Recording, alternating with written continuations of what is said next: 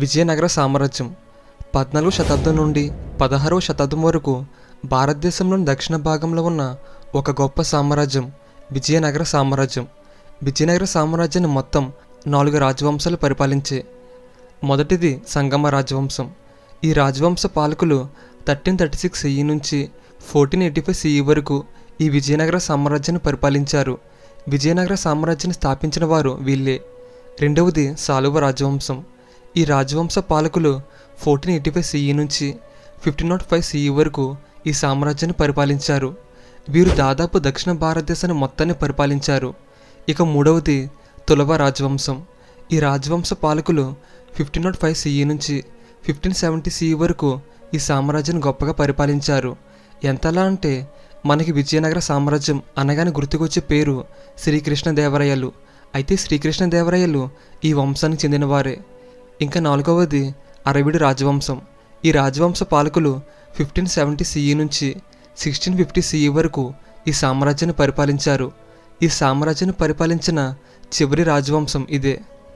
అయితే లాస్ట్ వీడియోలో మనం సంగమ రాజవంశం గురించి డీటెయిల్గా తెలుసుకున్నాం. ఇంకా వీడియోని ఎవరైనా చూడకపోతే ఒకసారి చూడండి. ఇప్పుడు మనం సాలువ రాజవంశం గురించి తెలుసుకుందాం. అయితే ఈ వీడియోకి మీ సపోర్ట్గా ఒక లైక్ చేయండి. ఇంకా మన టాపిక్లోకి వెళ్దాం.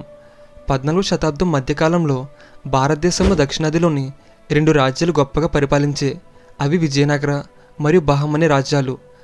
మొహమ్మద్ బిన్ తుగ్లక్ పాలనలో సుల్తనేట్లోని అనేక ప్రాంతాలు తిరుగుబాట్లు జరిగినప్పుడు ఈ రాజ్యాలు ఆవిర్భవించాయి. ఈ 2 సామ్రాజ్యాలు ఢిల్లీ సుల్తనేట్ నుండి తమ స్వాతంత్ర్యాన్ని ప్రకటించుకున్నాయి.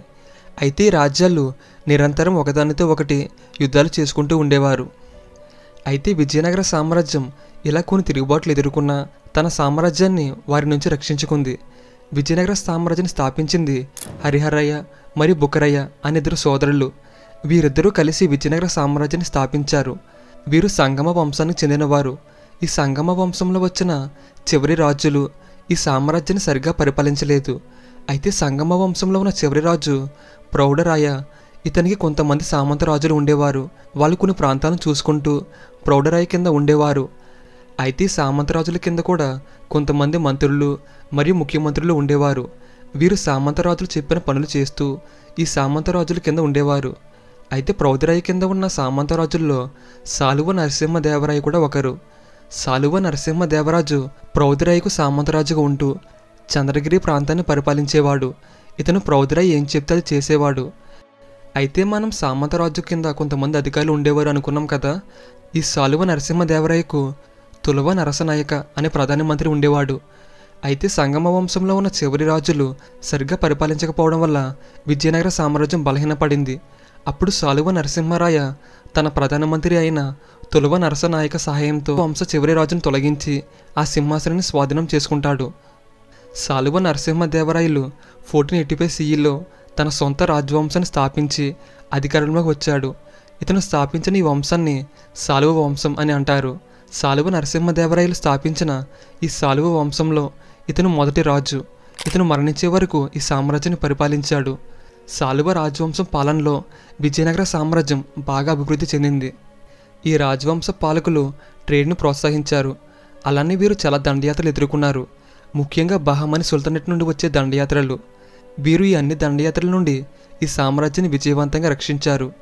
సాలువ రాజవంశం పాలన చాలా తక్కువ సంవత్సరాలు అయినప్పటికీ విజయనగర సామ్రాజ్యం యొక్క ప్రారంభ అభివృద్ధిలో ముఖ్యమైన పాత్ర పోషించింది.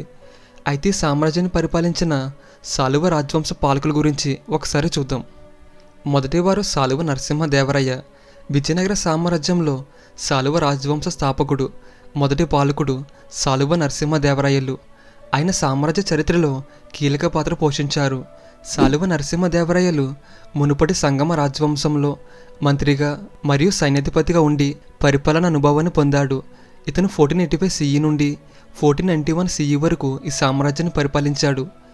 ఈయన సంగమ రాజవంశానికి మంత్రిగా ఉన్నప్పుడు చివరి సంగమ రాజును పడగొట్టి సాలువ రాజవంశాన్ని స్థాపించాడు. తన పాలనలో సాలువ నరసింహ సామ్రాజ్య భూభాగాలను ఒకటిగా చేశారు. మరియు ఇతను తన పరిపాలన బలంగా చేయడంపై ఎక్కువ దృష్టి పెట్టాడు. అలానే ఇతను ఆదాయ సేకరణని ఎప్పటికప్పుడు పర్యవేక్షిస్తూ ఉండేవాడు. తన ప్రజల సంక్షేమం గురించి ఇతను ఎక్కువగా ఆలోచించేవాడు. సాలువ నరసింహ తన సైనిక పరాక్రమానికి ప్రసిద్ధి చెందాడు. అయితే ఇతను ఇతర రాజుల యొక్క దండయాత్రల నుండి తన సామ్రాజ్యాన్ని విజయవంతంగా రక్షించాడు. దక్కన్ ప్రాంతంలో శక్తివంతమైన ఇస్లామిక్ రాజ్యమైన బహమని సుల్తానేట్ నుండి ఇతను సవాల్ను ఎదుర్కొన్నాడు. అయితే ఇతను తన సైన్యం ద్వారా అలానే కొన్ని పొత్తుల ద్వారా వారి దాడులను తిప్పికొట్టాడు. సాలువ దేవరయ్య కళ మరియు సంస్కృతిని పోషించాడు.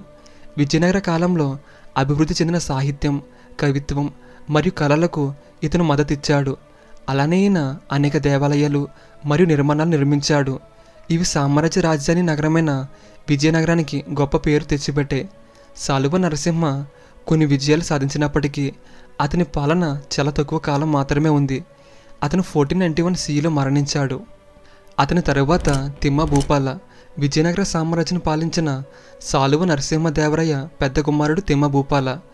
ఇతను తన తండ్రి రాజుగా ఉన్నప్పుడు యువరాజు పదవిని స్వీకరించాడు.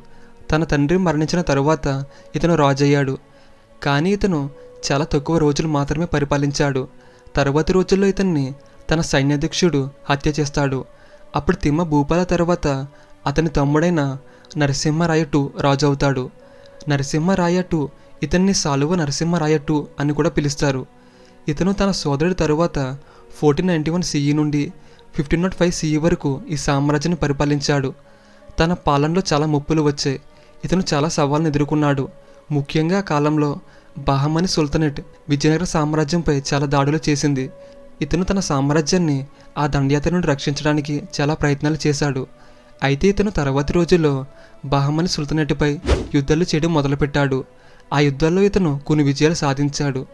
అయితే రాజ్యంపై నిరంతరం దాడులు చేయడం వల్ల అలానే కొత్త శత్రువుల వల్ల ఈ సామ్రాజ్యం బలహీనపడింది. అలా సాలువ వంశం అంతమై తులువ వంశం వస్తుంది. అయితే సాలువ వంశ పాలకులు తమ సైనికుల ద్వారా అలానే కొన్ని పొత్తుల ద్వారా తమ భూభాగాన్ని విస్తరించారు. వీరు తమ సామ్రాజ్యాన్ని బలంగా చేయడానికి కొత్త పరిపాలన విధానాలను తీసుకువచ్చారు. వీరు తమ సామ్రాజ్య ఆదాయాన్ని పెంచడానికి తమ ప్రాంతంలో ఉన్న ప్రజలకు అవసరమైనవన్నీ అందుబాటులోకి తీసుకువచ్చారు. వ్యవసాయం చేసే వాళ్ళకి వ్యవసాయం చేయడానికి అన్నీ వారికి అందుబాటులో తీసుకువచ్చారు. అప్పుడు ఆ ప్రజలు చాలా చక్కగా వ్యవసాయం చేసేవారు. అప్పుడు దాని మీద ఈ సామ్రాజ్యానికి ఇంకా ఎక్కువ ఆదాయం వచ్చేది. అలానే ఈ రాజులు ట్రేడ్ను కూడా ప్రోత్సహించారు. సంగమ రాజవంశ పాలకుల మాదిరిగానే వీరు కూడా సాహిత్యం, కవిత్వానికి మద్దతిచ్చారు.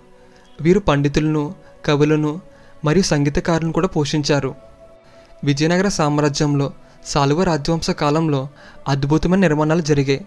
సాలువ రాజవంశ పాలకులు ఆలయ నిర్మాణంపై దృష్టి పెట్టారు. వీరు వాటిని చాలా గొప్పగా మంచిగా నిర్మించారు. ఆలయాలు అలంకరించబడిన ప్రవేశ ద్వారాలు, పొడవైన గోపురాలు, శిల్పాలతో నిర్మించబడ్డాయి. వాటిలో మతపరమైన ఆచారాలు మరియు స్తంభాల మందిరాలు మరియు వివిధ మండపాలు ఉన్నాయి. వీరు స్మారక చిహ్నాలు మరియు రాజభవనాలను కూడా నిర్మించారు. హజారా రామాలయం. హంపిలోని హజారా రామాలయం సాలువ రాజవంశ కాలం నాటి ఒక ముఖ్యమైన నిర్మాణం. ఇది రాముడికి అంకితం చేయబడింది మరియు ఇది రాజ ఆలయంగా ఉంది. ఈ ఆలయం రామాయణంలోనే కొన్ని ఘట్టాలను వర్ణిస్తుంది. తరువాత విఠల ఆలయం. సాలువ రాజవంశం కాలం నాటి విఠల ఆలయం మరొక అద్భుతమైన నిర్మాణం. ఇది విష్ణు అవతారమైన విఠలుడికి అంకితం చేయబడింది. ఈ ఆలయం శిల్పాలకు ప్రసిద్ధి చెందింది. ఇంక ఇది ఫ్రెండ్స్ ఈరోజు వీడియో. ఈ వీడియో మీకు నచ్చినట్టయితే ఇప్పుడే మన ఛానల్ని సబ్స్క్రైబ్ చేసుకుని బెల్ ఐకాన్ ఆన్లో ఉంచుకోండి. నెక్స్ట్ వీడియోలో మళ్ళీ కలుద్దాం.